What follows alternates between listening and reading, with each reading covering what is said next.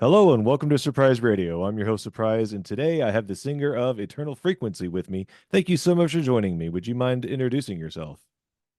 Hello, Surprise, aka Joe. How you doing? I'm Emelle, as you said already, lead singer of Eternal Frequency. I'm very excited that we could finally do this. As am I. So thank you again for joining me. This is really exciting. And tell me where you're based out of. We are based out of Lancaster, Pennsylvania. And I know a lot of people are probably really familiar with you, but of course there are some that aren't yet. So I want to make sure that I try to cover all the bases.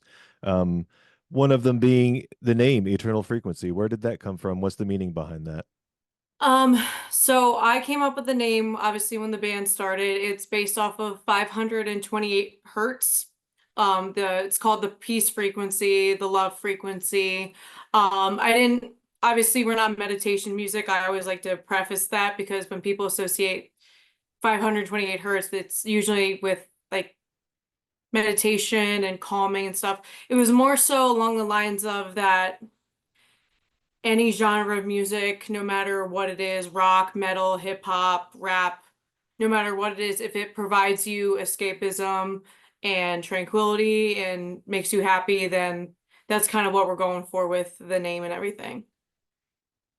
And how long has Eternal Frequency been making music? So like I said, 2018, since 2018, like mid 2018. Now, I know that there's been some lineup changes in Eternal Frequency. You have talked about that just a little bit, but not a whole lot. And I was just curious if you're ready to introduce some of the other members yet, or if you're going to be doing that soon. I just kind of wanted to know what the timetable and what that looked like. Yeah, so I'm kind of keeping everything under wraps right now. We do have people that are playing for us, but I'm kind of keep that under wraps for when we actually start playing live again. That's exciting. Do you have any live shows in the works? Yeah, we have a couple in the works. I haven't announced anything yet, but when we do, it's primarily going to be in 2025. So don't expect anything uh as of yet, but 2025 is, I swear, it's going to be a really, really big year for us. Music, shows, videos, everything. Well, that does lead into my next question. So I know that you recently did a collab with Nino. I don't want to pronounce the name wrong. Would you mind doing that for me? I believe. So I actually, I've never met him because he lives in Germany. I believe it's Helfrich, but that might be wrong too because we've only ever talked like briefly on the phone here and there or through Messenger on Facebook. I believe it's Helfrich. But yeah, he's from Germany. He approached me with the instrumental. He was putting together this really awesome collab album of all female vocalists, and he reached out to me. He was actually originally trying to get Lena Scissorhands from Infected Rain, but I don't think he could get her at the time, so he got me. So I was really I was really flattered by that because I'm not at the level that Lena Scissorhands is at yet, but I really appreciate that. But he came to me with a song. He's like, "Hey, can you write a really amazing melody and lyrics to this song?" And I was like, absolutely, I'd be honored to." And it was seamless and it was fun and it was I really thoroughly enjoyed working with him, and he's so good at what he does too. Like he's actually a producer over in Germany. His studio is called Skulltone Studios. So if anyone out there, any bands watching this, if you need mixing, mastering, vocals, whatever, if you need anything done, he can do that stuff. Even like he's across the pond, he can still do it for you. He does have a lot of American clients. Um, but yeah, I think it turned out really well, and I'm glad on how it's being received right now. So I'm really grateful for that. So that being a collab, have you done collabs before, or is that your first one? I did one other one with a band called Tethra back in like 2019. But I didn't write the song. They wrote the song and they sent me the lyrics and what melodies to sing, and I went into the studio with them and did it. It was called Falling Apart. So if you want to look into that, it's a really good song. Like they killed that song, they killed that album. My really good friend CJ, he's actually the lead guitarist for that band, and he was actually in Galactic Empire for a while as well. But Dave, their lead singer, is one of the best vocalists I've ever heard. So if you're looking for, I don't know if you've ever heard of Tethra before, but I highly suggest looking into them. I don't know if they're playing live. They haven't played live yet, and they've been around for a while. I think they're just sticking as like a studio band. But they're really, really good. But that's honestly the only collab that I've done besides this one thus far. But that goes into saying with like 2025, we're working on some different other collabs with male vocalists, female vocalists, all kinds of good stuff. So I'm really, really excited. And that was actually what I was going to follow up with was what was the difference with the two experiences, but you kind of said, one of them you got to write the song and the other one you got the song was already written and you were Mhm. kind of told what to sing. So that's really cool. Do you have a favorite song to sing of yours? Of Eternal Frequency. Yes. I'd like to go with honestly Running from Ghosts still. It came out a year ago, and it's all of our songs are really personal to me because I've written all of them. But this song in particular holds a very strong relevance in my life because it's about my estranged relationship with my dad. I haven't talked to him in like 4 or 5 years now. It's been a while. So it was just kind of how everything went down when my mom died, and it just really hits home. And it was a very emotional performance on my end. So I'd say Running from Ghosts for sure, because we also haven't gotten to play it live enough as much as I wanted to. So I'm excited for the new year to actually do that song and give it the justice and the crowd that it deserves. I know that you've already done one cover. Is there any cover that you personally just really want to do or would like to do or think would be fun to put the Eternal Frequency spin on? So we actually did two covers. I don't know if so we did had like a whole and we did The Show Must Go On by Queen. Oh, I didn't catch that one. Yeah, definitely. That one's on Spotify too, or all the streaming platforms. That one was really important because I actually it was during COVID when all the venues shut down and a lot of the venues were closing, a lot of the independent venues. So I actually took that song and the first initial streams and revenue that we were getting from that song, I donated it to NEVA, which is the National Independent Venue Association, to help keep the doors open of these independent venues. So that song is really, really important. Um, I'm sorry, you kind of cut out just a little bit there. I want to make sure that we get the name of that correct. You said NIVA, National yeah, NEVA, Independent so Venue. National Independent Venue Association. Okay. So I took the money gain from that and I donated it to them during COVID. Um, but as far as another cover, we may have one or two in the works. I don't want to say what they are, obviously, because I want it to be a surprise. But there's so many. There's so many that I want to do, and I think it'll be nice to do. It's always nice to do a cover that's really not your genre, too, and I think that's what we're going to aim with this next one. I think people are going to be pleasantly surprised. I do love a good genre bend cover. Absolutely. And I know that you said you wanted to be a surprise, but you are talking to surprise. I So am talking to if surprise. Maybe I'll tell surprise when we're not recording. so tell me, do you have a favorite tour or maybe just venue that you've played at? Obviously Rocklahoma. That is hands down my favorite place that I've ever performed at because obviously everyone wants to play big festivals. Like that's I think all of us and bands and artists, that's the goal is to get on big festivals. And that was a really big deal for us. But the big thing for me was the connection that I made with all the concert goers or the festival goers, the campers. I have formed, when I tell you, probably 20 to 30 plus, maybe even 40 people that I still keep in contact with that are just fans of Rocklahoma that go every year and they just camp out and they literally wait all year, save their vacation time, save all their money just for this festival, and it's everything to them. And I still have what I'm sure is a lifelong bond with these people because they've been there for me through the toughest of times, and I've been there for them, and we still keep in contact pretty much every single day.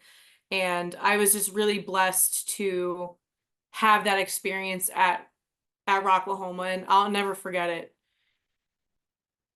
Do you have any dream tour mates, somebody that you would want to go with? It can be a hero or it can just be like some buddies that you would want to go with. Ooh,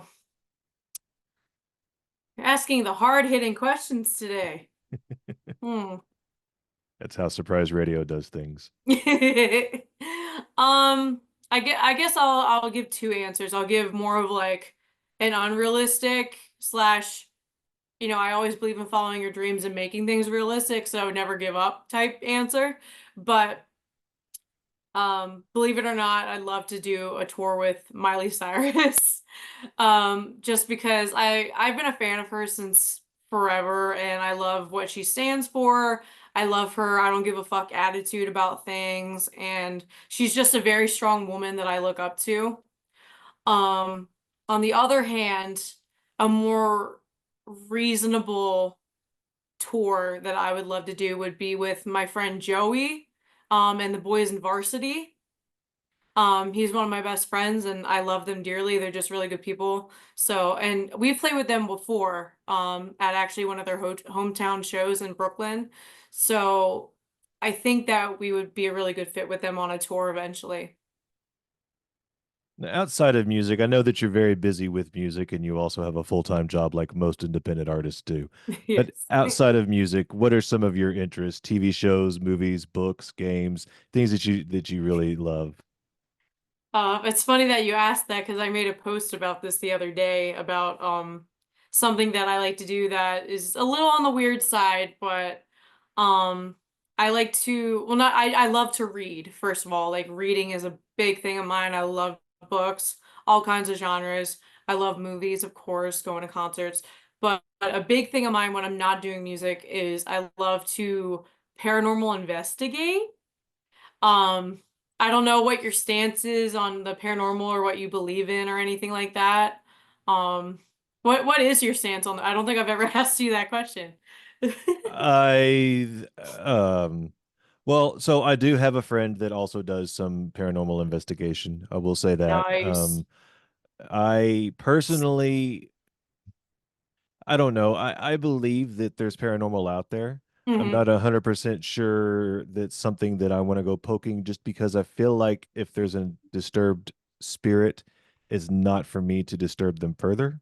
Yeah, that's So fair. I kind of take that. Plus, I know how much work goes into hunting, and Yes. it's not something that I have the time or dedication to get involved in. Right. That's So, fair. That's definitely a fair answer. but I've definitely, there was one time I was working at a gas station and I was stocking the cooler, and there was somebody standing to my left, and of course, until I turned to look, and then they weren't And there they just anymore. disappeared. Yeah, but there was Wow. definitely something there.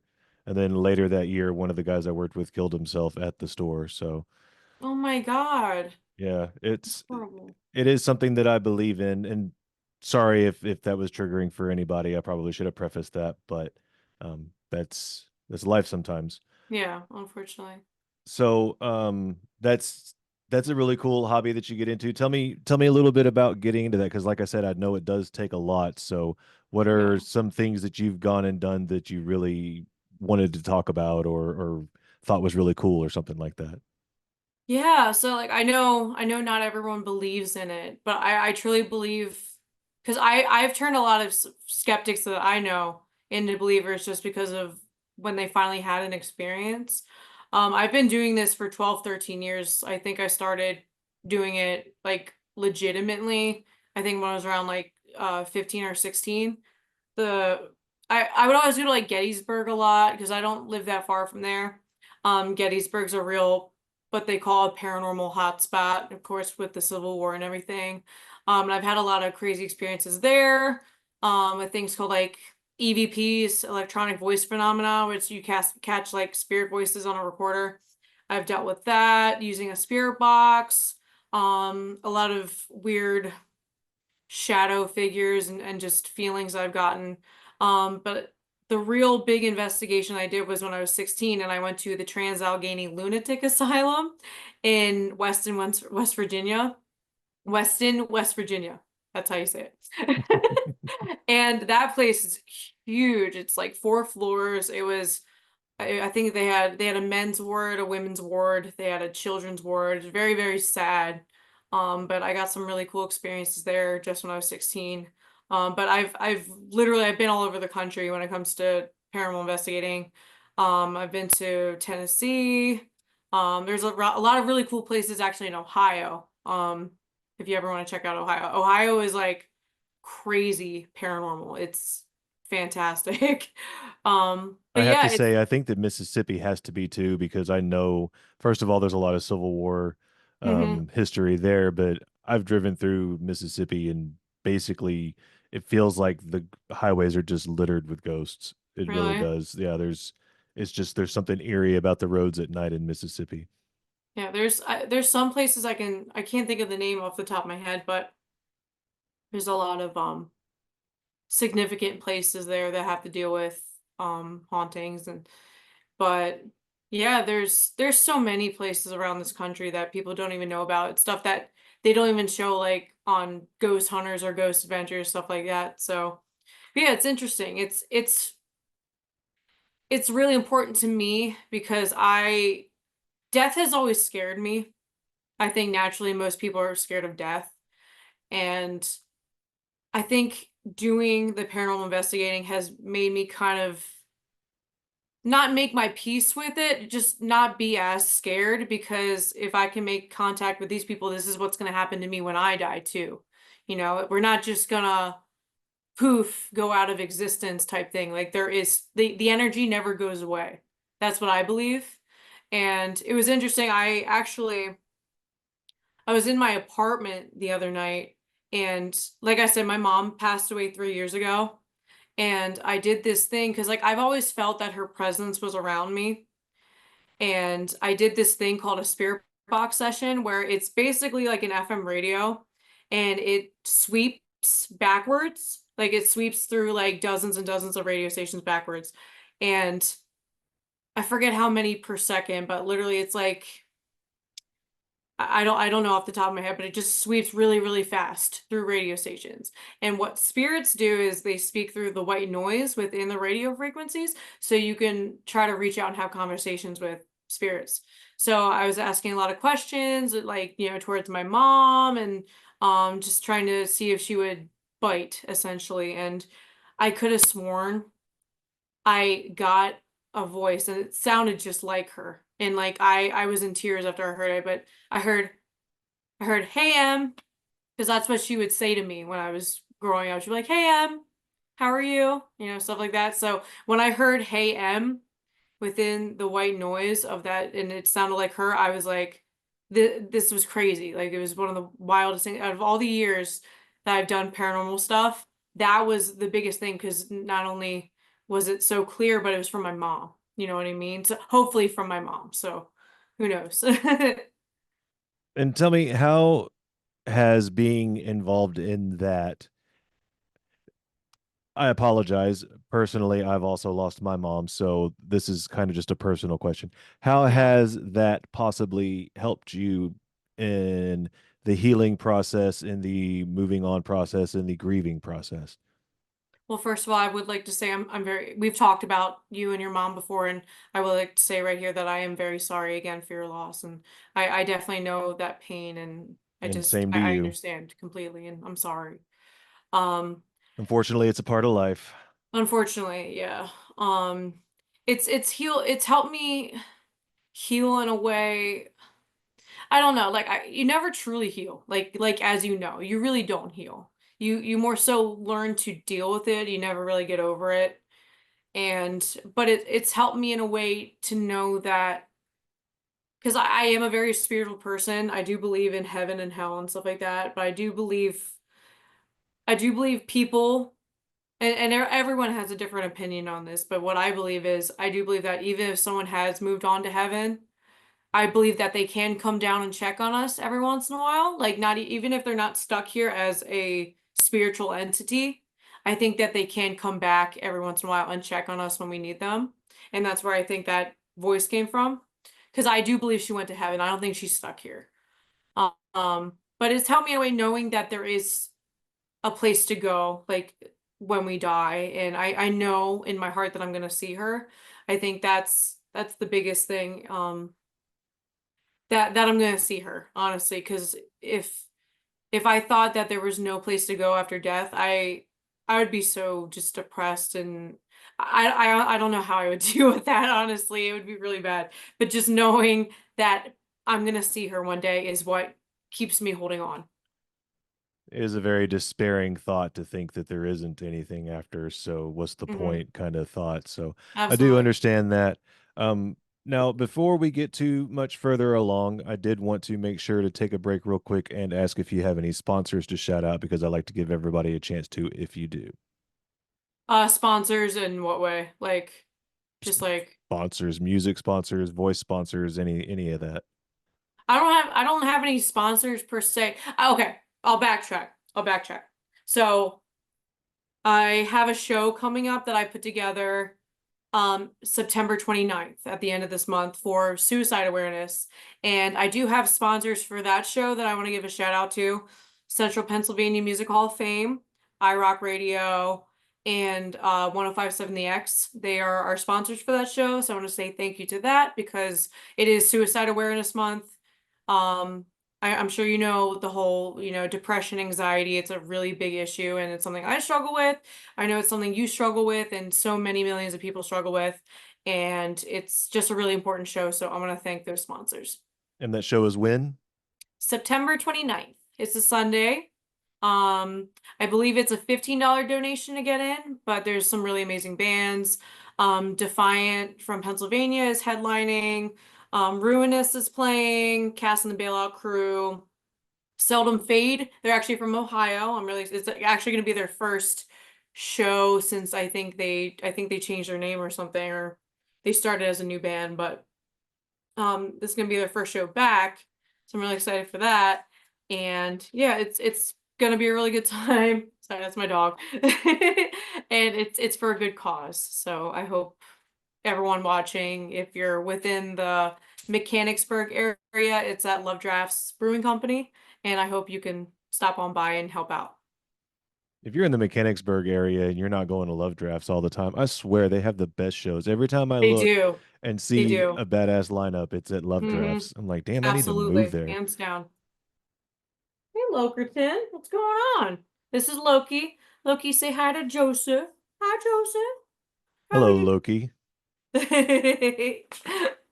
Speaking of Loki, we were talking about some of your favorite things. And I know that you played with Galactic Empire not too long ago. Yes. Um, has there been any shows like any like just show experiences? I know you also played with you did a song with Run DMC. Yeah, I did three songs with Run DMC. So They asked me to be a part of it. talk about some of your experiences at shows and things like that. Some just things that stick out in your mind. Well, obviously that's a big one. Like I mean, Daryl from Run DMC, he's the DMC in Run DMC.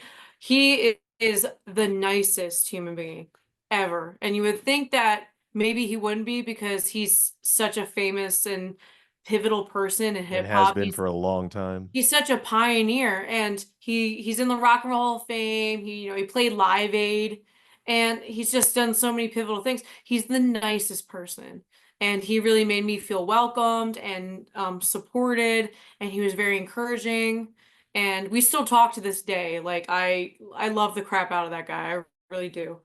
And yeah, that was probably obviously Galactic Empire is amazing. My producers, Carson and Grant from Atrium Audio, they started that band, so that's another reason why I love that band. It's very close to home for me, and they're incredible. If you love Star Wars, if you love metal, they're the cream of the crop right there. I don't think anybody else does what they do. Um, yeah, that's a big one. I'm glad you brought that up because that I'll never forget that show. That was such a blessing. Like I said, Rocklahoma, as always, mostly because of the people that I've formed friendships with. Who else? Who else? John Five and the Haxons.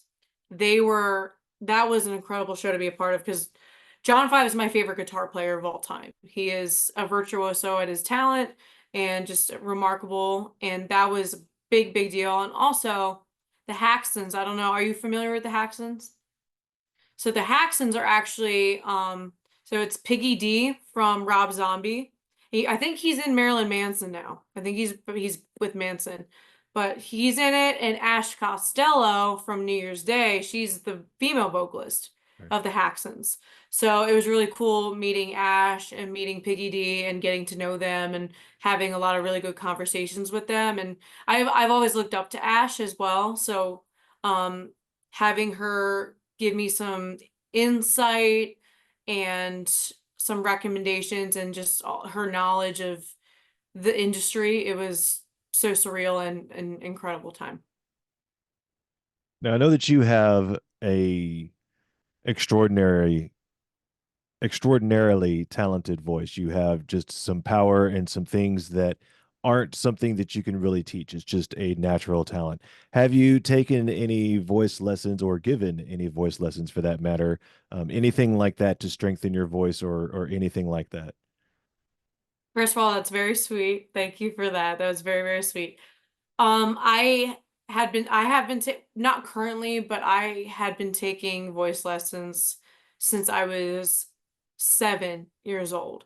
So a very, very long time. It was only up until recently that I had to stop because I couldn't afford them anymore, unfortunately. But I'm always doing things to keep my voice healthy.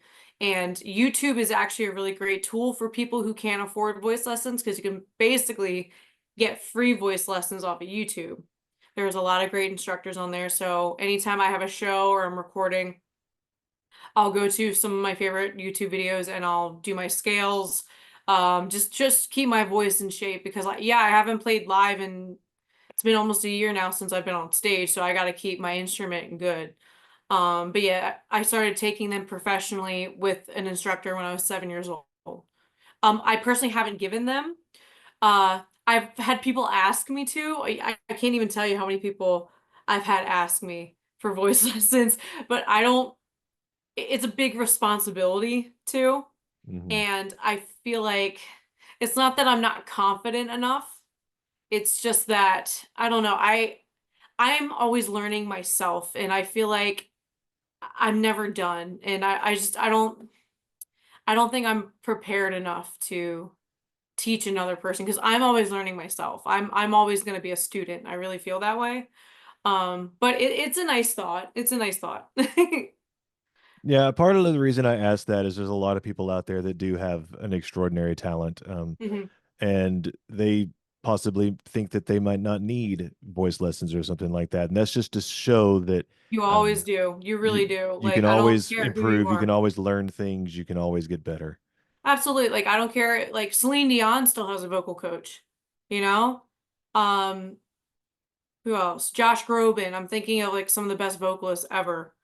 Uh, they all have vocal coaches, not because they're not good or they need help. They have to maintain their instrument. This is an instrument. It's not like playing the drums or playing the guitar. I mean, everyone has to warm up in their own way, but this is literally attached to my body. So if this is done, I'm fucked.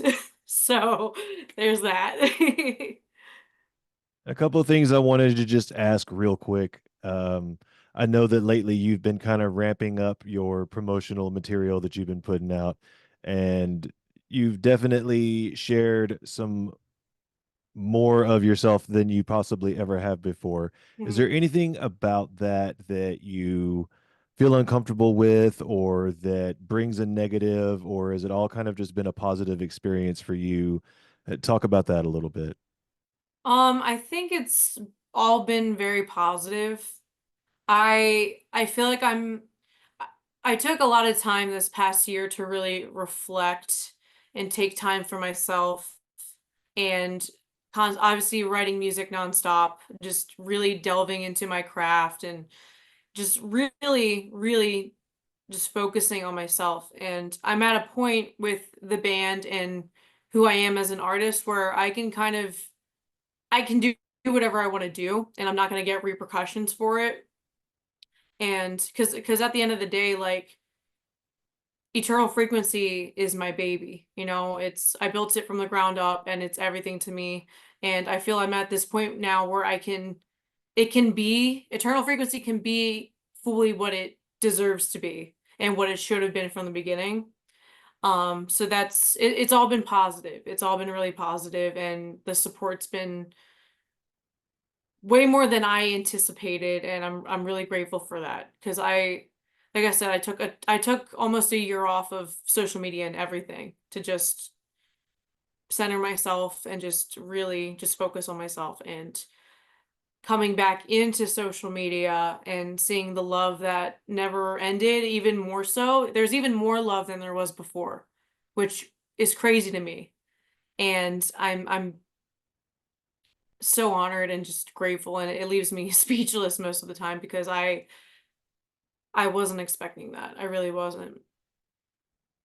And on that note, normally about this time, I would be asking if you have anything you want to tease as far as singles or releases, but I know that you said you're kind of holding that close to the chest for now. You're going to make Hmm. those kind of announcements when you're ready to make them. So instead, I would like to just open the floor to you to kind of talk to your fans or people that know you, or maybe people that don't know who you are. Kind of talk to them about why they should be listening to Eternal Frequency and why they should definitely be tuning in and keeping the notification tab on. Yeah.